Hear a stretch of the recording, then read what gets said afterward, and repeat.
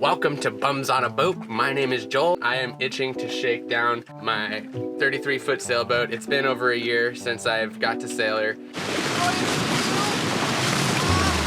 I was gone for a long time, so I had a lot of making up to do and just general maintenance and cleaning. I've already done it now.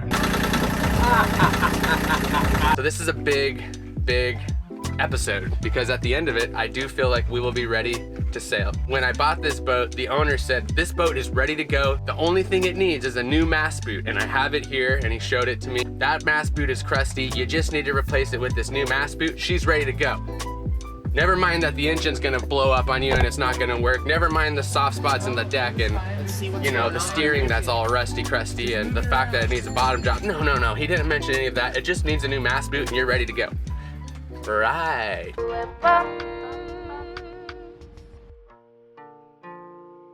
Hey, you bums. Cutting my wedges. I got this nice little piece of wood. It's, I think they said purple heart. I asked them for hard wood. I said it needs to be really water resistant and strong and sturdy. It needs to last a long time. They didn't have teak or white oak, but they said purple heart. It's really strong. I just cut my first wedge with the hacksaw. This blade is old and I found some new blades, but I said, wait a minute. I'm like, well, let me go check out my power tools. Let's go, baby. Porter cable, I got a charged battery. I found blades. Luckily I had blades, I wasn't sure. So I'm gonna try to cut some with this bad boy. Cleaned up the mast, took the old boot off first. There was actually two, so whoever owned the boat before me didn't take the other one off. They just put a new boot over the old boot. That has been a thing on this boat, I've noticed. The old owner just would put, like for example, the cockpit, was redoing the cockpit sole, cut it all out and realized whoever fixed this last, they just put a new core over the lumpy waterlogged core and then fiberglass on top of it. You know, don't cut it out and redo it. That was kind of the thing. So same thing here. There was two boots on here. Took them off. I've got my first little wedge here. It's just a little guy, and I'm just gonna work around. And you can see on this side, I won't need too many wedges.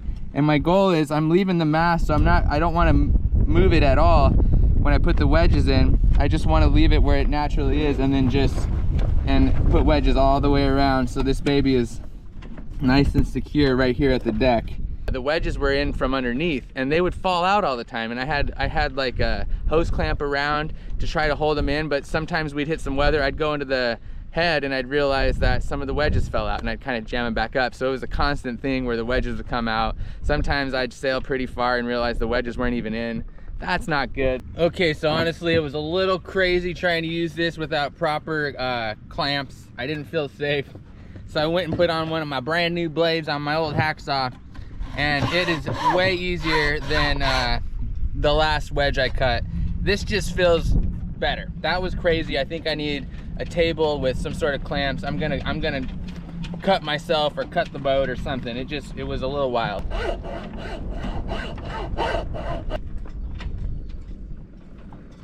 Got him snug all the way around. I haven't really hammered him too hard, but now I get this nice, like, crisp sound all the way around. I just need to figure out a way to fill these gaps here so they don't slide side to side. There's not quite enough room here. And then right here you can see I used the old teak wedges, these things, couple of them, to spread the load out on this big flat part of the aluminum mast, because I did read that you could overdo the wedges if they're too thin on this part here, and you can indent the mast, which would not be good. That would cause the mast to buckle or something. And the mast has never felt so solid right here. Usually I can just put my hand on it and just wiggle it. Weak. I'd like to know your thoughts. I feel like it's a pretty good idea. I got my Gorilla Tape, and what I'm doing is I'm just rolling it up. Nice.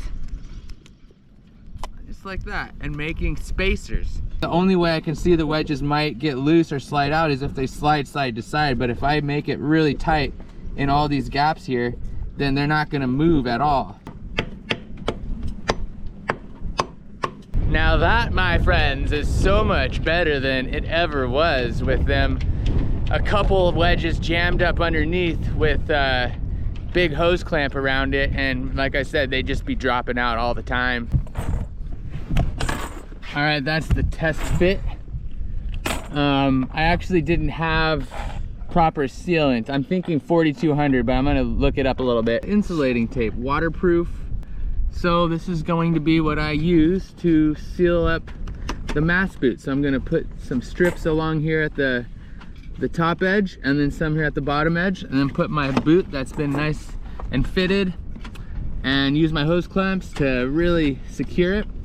I've got my wedges in place here. I'm liking how it looks.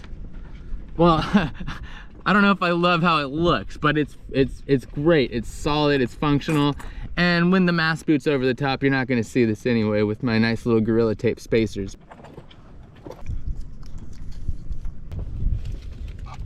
So once you take the outer layer off, it gets really stretchy, and I was reading on the back, it says you really want to stretch it out when you apply it.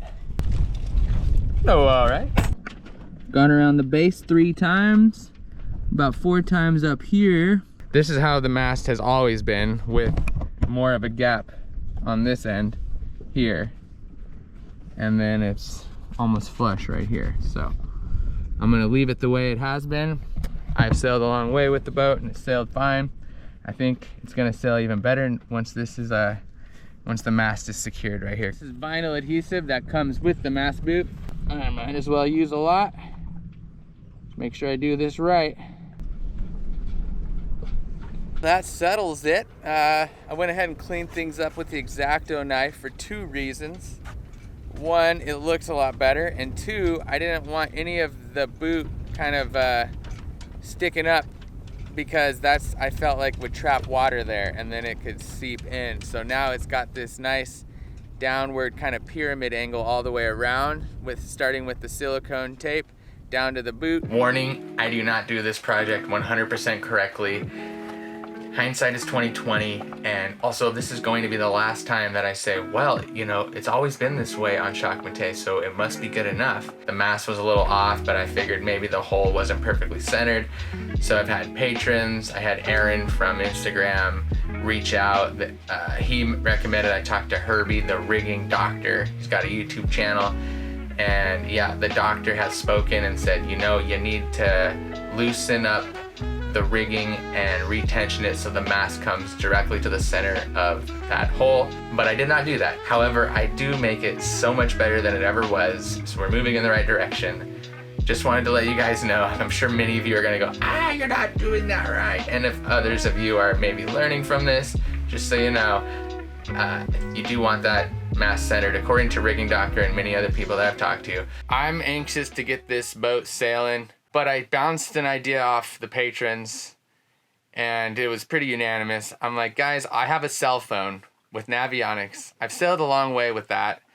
However, there's a brand new GPS on the boat waiting to be installed. Now I'm gonna have to figure out how to mount it and run the wiring and, you know, troubleshoot. I'm sure it won't go perfectly, which is fine. It's just, you know, it's a boat project. So I've decided I want to do the GPS as well before I take Chak Matay out on a shakedown cruise, shakedown sail.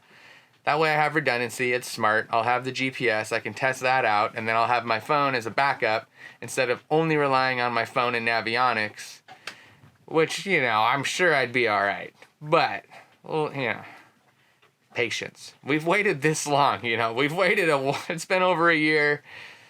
Yeah, now, patience is a virtue that I don't have naturally. It feels so good, baby, it's understood. It feels so right, honey, to keep pushing into the night. Oh, it feels so good, sensing our humanhood. We're invincible, baby. I like that I have access here to the fuse. You can see I just kind of secured it up. All these colorful wires I'm going to be using eventually, but so now I just secured them, made sure I taped up the edges so that they stay nice and clean, And I can access my fuse here. This is the fuse to the GPS, so it's easy to get to. Just use the good old zip ties. So right now I like how organized it is down here. I gotta say, this solar light I bought original with the boat. It's a Kaizen. I don't know, but it still works. It's phenomenal, and it also has a USB charger and a mini USB charger right here. I'm surprised this thing still works, because a lot of the solar toys I bought, not so much. But this thing's going like strong, 7-8 years.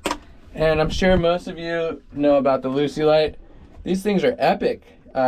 Just blow them up, charge, and so yeah, I use those just to kind of light my world down here. I couldn't put the locker back together without, I saw a couple suspect hose clamps, and one of them I actually thought it was okay, and I went to tighten it and it just snapped. So I replaced 2 hose clamps. Right here, this is the water intake here, the filter, and then this hose clamp was looking pretty bad, so I replaced that and that one.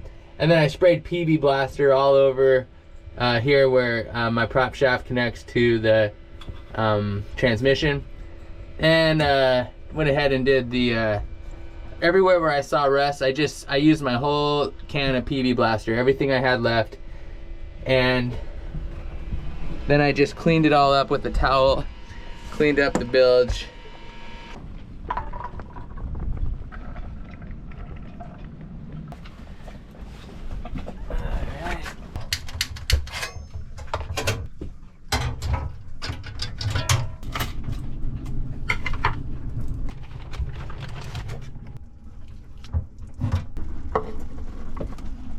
First time using the solar oven. Got some good rice pasta mix with vegetables and the chicken. I have found the GoSun to be really good for beans because beans take a long time, and using an alcohol stove or propane, really any kind of energy you're using, beans take a lot of it because you gotta boil it and then simmer for hours. But with the GoSun, you just set it out there all day, you forget about it, set it and forget it. That's usually the way I like to do dishes, soak it and forget it. These ceramic knives are sweet. Got like a whole ceramic set of knives, and then I got this pillar ceramic, super light, will not rust, and they're sharp. I mean, whoa. Pretty cool thing to have on a boat is ceramic utensils. This is all very standard stuff. Even in those days, knife captures, bead captures. The boat is ready for a shakedown sail, in my estimation. I'll have the redundancy of the GPS. We've got the engine running. We've got now the mast is secure, and also it's nice and watertight. That was a big thing. And I have gone through and checked the rigging, just looking for little hairline cracks or any kind of something that doesn't look right. And also all of the little pins, the cotter pins, all of that. And we've got new sheets, jib sheets. We've got a brand new main halyard. Anything could happen out there, but my goal is for the next episode to be sailing Chak Matay. Next week, we're gonna be sailing Chak Matay. Please, you know, I don't know what will happen, but that's my goal. All right, well, thank you guys for watching. Thank you for subscribing. You know, if you haven't already, go ahead and just smash that subscribe button. Break the screen if you have to. It's okay. You'll be fine. You don't really need the screen anyways. Well, maybe you do. Patrons, thank you very much for always being there for me and for reminding me that I need to be patient and get this GPS going. Thank you for weighing in on the rendezvous, and you know, for your encouragement and all the funny memes and just the humor. There's a lot of humor, and sometimes I need the humor. I'm getting a little too serious, and you guys just make me laugh. So thank you. I appreciate it, and we're gonna send it. We're gonna make some good content. We're gonna get Chak Matay in the best shape of her life. We made good progress this week. I'm feeling good. Like, yes, it was a lot of work, but these were 2 big projects that needed to get done. So let's go, baby. These are the tales of Moab. Bumps on fall. B-O-A-B, baby, where B-O-A-B, baby, where B-O-A-B, baby, where